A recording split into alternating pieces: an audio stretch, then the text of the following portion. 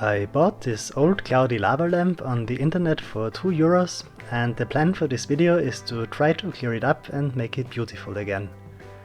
I want to keep the material cost as low as possible, and if I can, I'll only use common household items. This is gonna be my longest video so far, so if you just want to fix your own lamp as quickly as possible and don't care about the whole process, I'll put a short guide with timestamps of the most relevant sections in the description.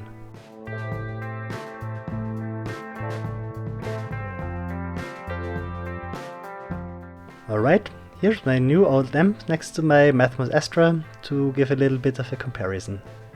Right now it doesn't look all that cloudy, but that's because it has been sitting on the counter for a week, and whatever causes the cloudiness must have settled down quite a bit.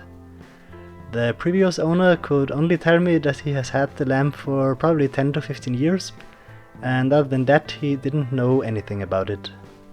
So I first took a closer look at the lamp to find any potentially problematic spots and maybe figure out the brand. On the top part there was nothing noteworthy except a small dent, probably from someone knocking the lamp off the shelf. The bottle had the usual drinking warning on the cap, but no branding or any other markings. On the plus side, I also couldn't find any cracks, chips or scratches. On the bottom I could see some kind of grainy brown substance in the wax, and there was a strange white powdery residue on the outside. I went on to check the base, and after taking out the bulb I saw a similar white residue around the inside. From what I found online, this seemed to be an oxidation product caused by the aluminum being exposed to moisture in tight spaces. On the base I also found two more stickers. The one on the inside just contained the maximum wattage, but the one on the outside also contained an article number and a company name, ED Light. Unfortunately, this is just a small lamp distributor company based in Austria, and not the manufacturer. From a bit of more general googling, I found my lamp looked pretty similar to this particular lamp that was sold under a variety of different names and was probably made in China. My lamp, however, was 45 centimeters high, while this lamp was 35, and my lamp had 40 watts while this lamp had 25, so I think my lamp might be an older version of this lamp. My best guess is the Chinese factory might have downsized it sometimes during the last 15 years to save on production costs. For what it's worth, at least they all have exactly the same "Don't touch" sticker on the outside. But whatever the actual situation may be here, I really wanted to see it flow now. I put the lamp in front of a black cloth to make any potential cloudiness a bit more visible. For reference, I again put my Mathmos next to it, which is pretty much as crystal clear as it gets. I switched on the lamps, and after the lava started moving, as expected, all the cloudiness returned in a flash. However, other than that, I was actually quite happy with what I saw. Everything was working, and the flow wasn't even that bad. The bubbles were just a bit on the larger side. After only 2 hours of runtime though, I noticed the lamp had already overheated, which leads to large bubbles permanently sitting at the top. So I put it on my plug-in dimmer, and after some dialing in, I settled on 75%. This resulted in a steady flow without any overload bubbles.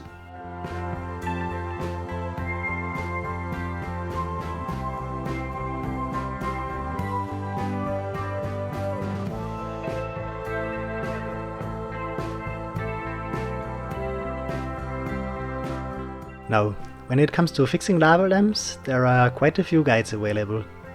I found the most noteworthy ones to be the Reddit guide by Anthony83 and the Usingu Unclouding guide, links in description. These guides are overall very useful, but they are also pretty fond of exotic and expensive materials. I was very willing to trade off a little perfection for some cost reduction, so I was going to try to cut corners wherever I could. By the way, before doing anything else, the Usingu guide recommends cycling the lamp continuously for 1 to 2 months with a time switch, and says that sometimes this can be enough to clear up the lamp. Didn't sound very promising to me, and I didn't even have a time switch, so I ignored this step. But I still thought I should at least mention it here. Anyway, All the other options had one thing in common: I had to get off that bottle cap. I couldn't really tell what exactly was holding the cap on. All I knew was that it didn't want to move in any direction, even with rubber gloves for increased friction. This made me expect some kind of glue, which would hopefully respond to heat, and after some dipping in hot water, I finally got the cap to spring. However, this didn't seem to get it any closer to coming off, and at this point I just wanted to get it over with, so I took my pipe tongs and simply ripped it open. I had a closer look at the pieces and the opening, and I realized there had actually been no glue at all. The cap had just been crimped to the edge of the bottleneck, and with a small screwdriver I could have bent it open easily. But anyway, open is open, so let's move on.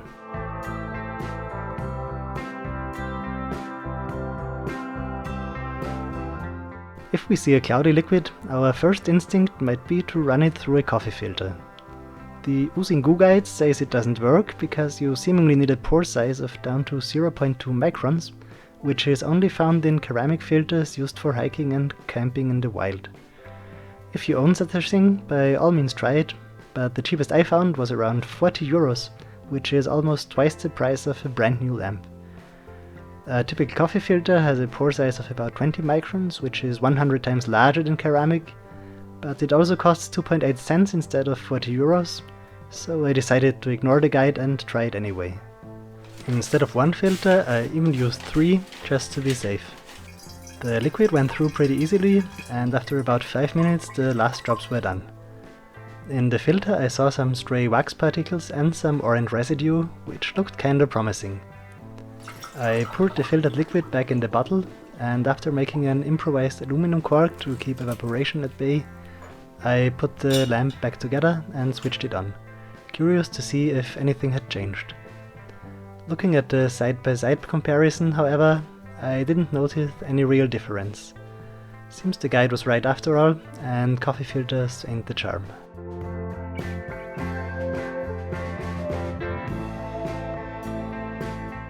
I started to wonder if the grainy brown substance at the bottom had anything to do with the cloudiness, so I cleaned off the white residue and made a time lapse of the wax cooling down from liquid to solid, to see if the substance maybe did anything special. However, it just sat there without any movement at all, and I figured it probably wasn't a major factor.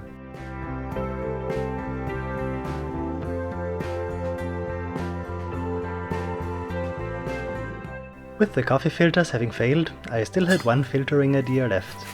I took 2 kitchen sponges, cut off the scrubby parts and cut them into 30 by 30mm chunks. I took some duct tape and taped 4 of them together so the tip would fit inside the opening of a plastic bottle. I poured the liquid in the plastic bottle, then squeezed the sponges into the opening until the tape had completely passed the opening channel, which took quite a bit of effort. I turned the bottle over, duct taped it to my large glass to keep it still, and started squeezing. This turned out to take a good amount of force, so I swapped my hands for 2 park amps, which worked much better, and after about 10 minutes all the liquid had gone through. Since the squeezing had needed so much force, I was quite optimistic that this attempt might have worked, and I put the lamp back together and switched it on. I really could see enough of a difference to call it a small improvement, especially compared to the original state. However, the cloudiness was still very present, and I was far from being satisfied. On a side note, I had to reduce the dimmer even more, from 75% down to 50%, which I think was because I had cleaned off the white residue before. I checked out the sponges with my pocket microscope to see if they had caught any visible particles, but I couldn't find anything at all. However, I noticed that the pores of the sponges were actually pretty large. For reference, the field of vision of my microscope has a diameter of about 1.25 mm. I determined that by looking at a measuring stick with 0.5 mm markings. With this in mind, I eyeballed the average pore size to be around 0.5 mm and roughly calculated the pore size of the compressed sponge to be about 0.17 mm or 170 micron. This was much larger than I had assumed, and also much larger than the 20 micron from the coffee filters. On the other hand, the length of the sponge filtering path through the bottle opening was much larger than the thickness of 3 coffee filters, which had probably been the main reason for the slight improvement.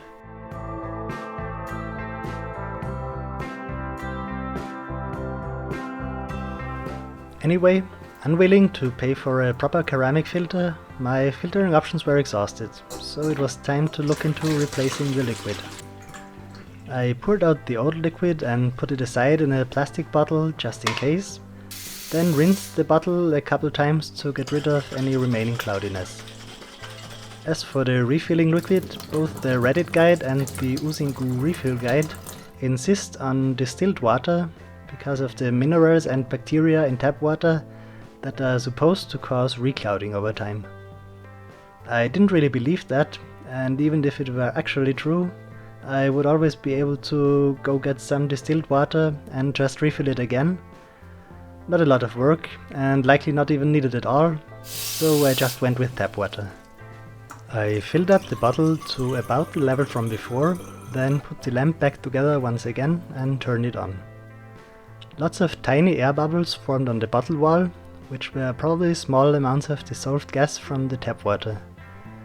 They disappeared after half an hour, and what I was left with was a pretty clear but barely moving lava lamp.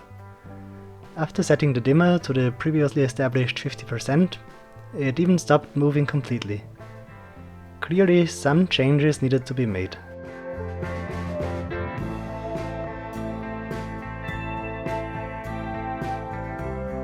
The guides say this step is about adjusting the density of the liquid.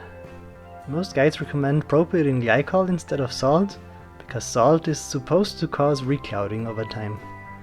However, as it turns out, propylene glycol costs money. The cheapest bottle I could find online was 60 milliliters for €6. No thank you, the salt's gotta do.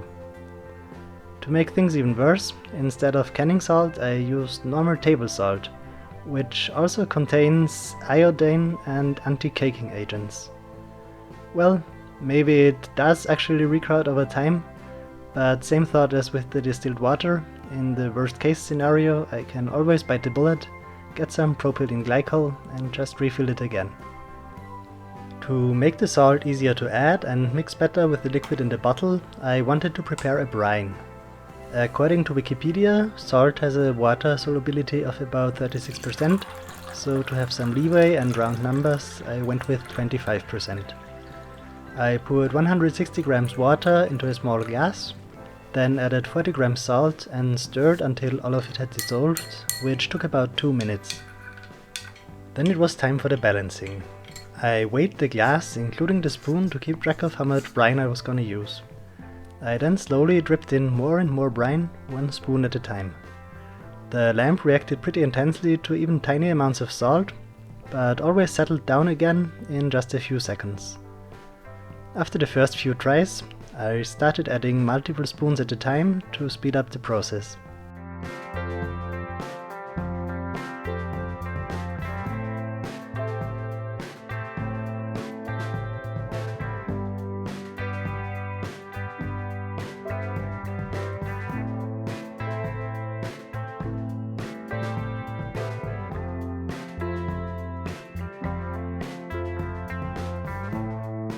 After 28 spoons, I had to pour off a bit of liquid to make space for more brine. I then added 8 more spoons, and after that the lamp kept flowing nicely and consistently, so I called it good.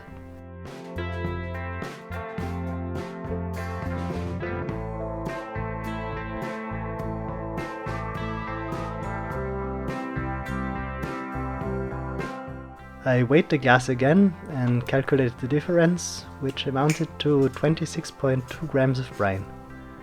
Let's make that 25 grams because of the little pour-off.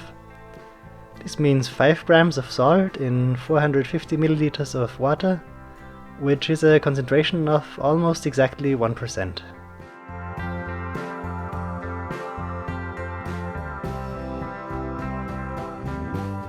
After I had that dialed in so nicely, I was curious what would happen if you add too much brine. So I measured another 26.2 grams and dumped it in all at once, and boom. A firework of tiny bubbles broke out, and even crazier, after a few seconds they all clumped up in the upper half of the lamp, almost as if there were an invisible second floor. Even poking around with a piece of wire didn't get them to move away at all. At this point I got kinda worried they would solidify like that. I topped up the bottle with as much clean water as I could fit to reduce the salt concentration a bit, then turned off the lamp and prayed. Luckily, after about 15 minutes most of the wax decided to go back down, and after another 30 minutes the chunk finally solidified and sank all the way to the bottom, which allowed me to pour out the way too salty liquid and replace it with fresh water.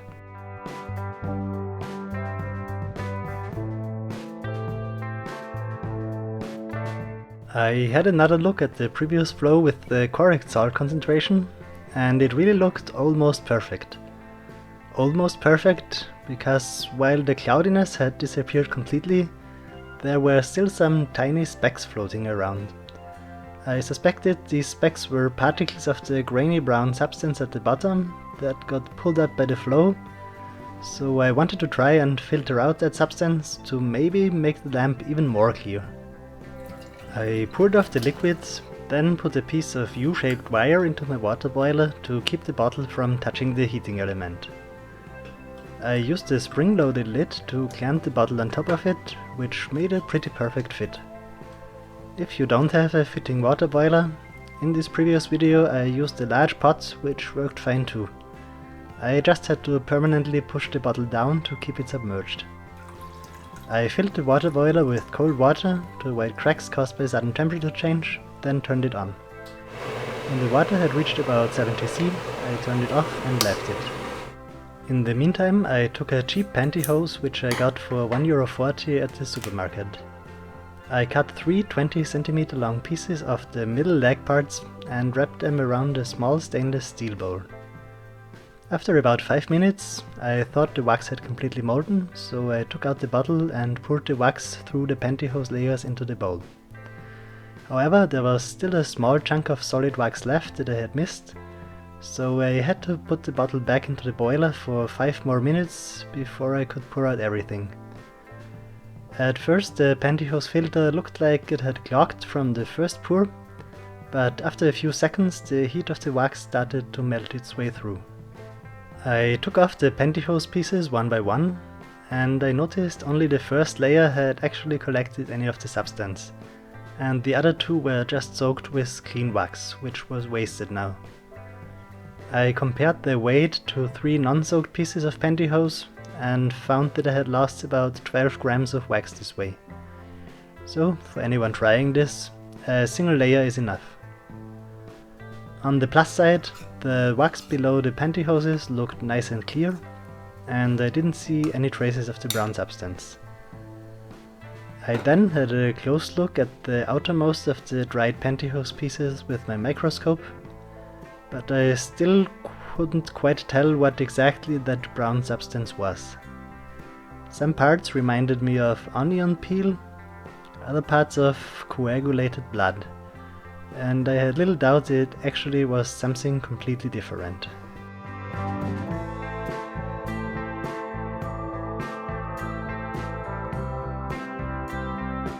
Anyway, from the now emptied bottle I took out the spring with a piece of wire, then rinsed the bottle with paint thinner to dissolve all the wax residue, which worked great.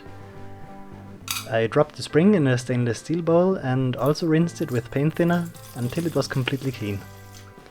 I was happy to see that under all that dirt it looked perfectly shiny, with no trace of corrosion at all. Next I cleaned the inside thoroughly with a bottle brush and a bit of dish soap.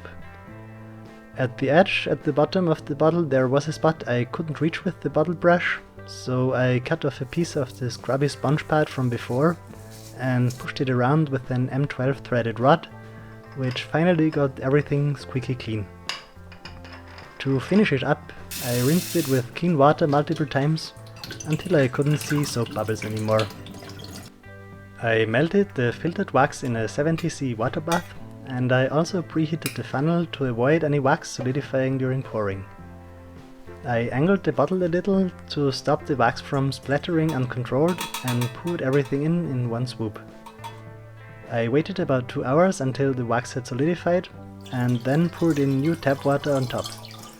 Close to the end of pouring, I added a fresh 25 grams of brine, then topped it off with more water until the intended level.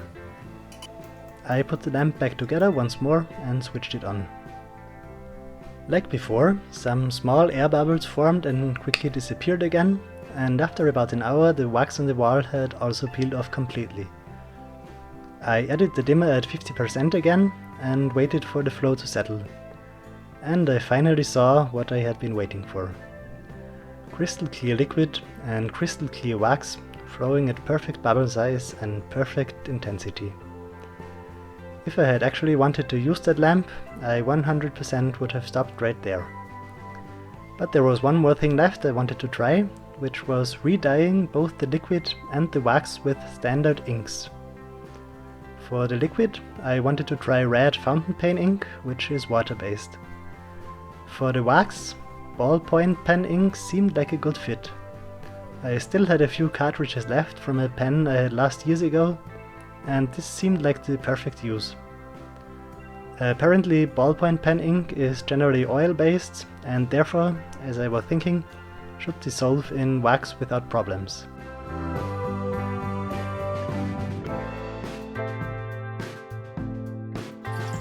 I poured out the liquid, melted the wax and poured it out too, and got to work. The red fountain pen ink dissolved in the liquid perfectly, and after 3 cartridges it reached what I would call a lively orange that I was happy with. To get the ballpoint pen ink out of the cartridges, I made a tiny piston from aluminum wire and some transparent tape that fit exactly into the opening. I clipped off the front part with a wire cutter, widened the opening with a scratch awl, then squeezed the ink directly into the wax. This ink, however, absolutely didn't want to dissolve. Even after a solid 5 minutes of stirring, there were still freckles everywhere and the overall color had only darkened minimally.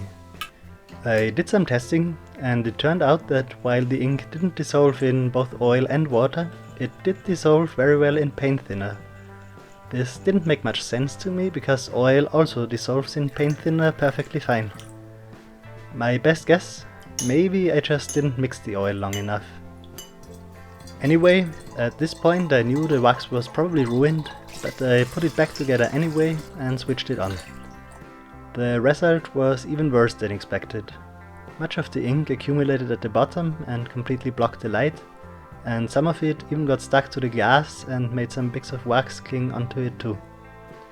Well, at least now I know one more thing that doesn't work. Maybe I'll fix it and do a proper re-dyeing video sometime in the future, but for now I think I'm gonna leave it at that. Alright, this video got a lot longer than I wanted it to. If you actually watched the whole thing, thank you very much for your time, it means a lot. Please give me a thumbs up if you liked it, and if you want to see more lava lamp and other random stuff, just subscribe. Thanks for watching and have a nice day.